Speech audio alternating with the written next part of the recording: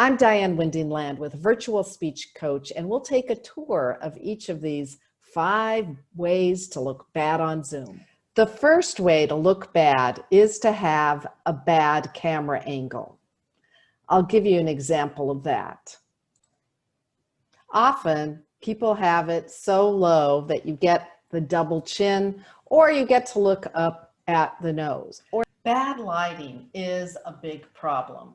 All too often, people don't consider where their light source is coming from. You don't want your light source to come from behind you. This is a little bit better. Now I have my light source coming from the side, but even better would be if I were to close that window shade and turn on a light source that will light my face from the front. Ideally, you could sit facing a window, but that isn't always going to work, especially if you have a meeting at night.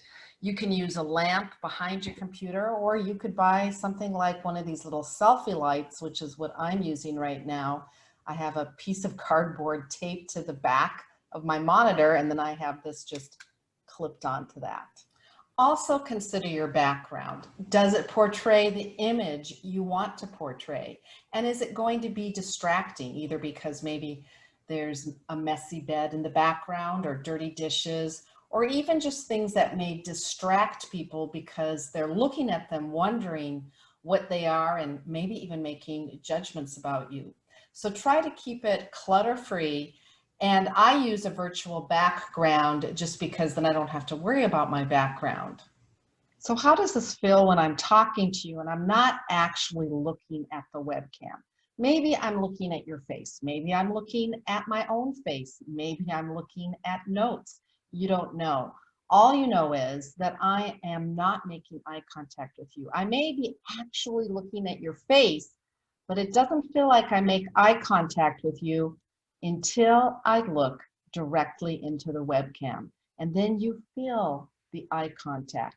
So look into the webcam when you're speaking to make eye contact. Does your clothing reflect who you want to portray, and is it something that doesn't distract or look too garish?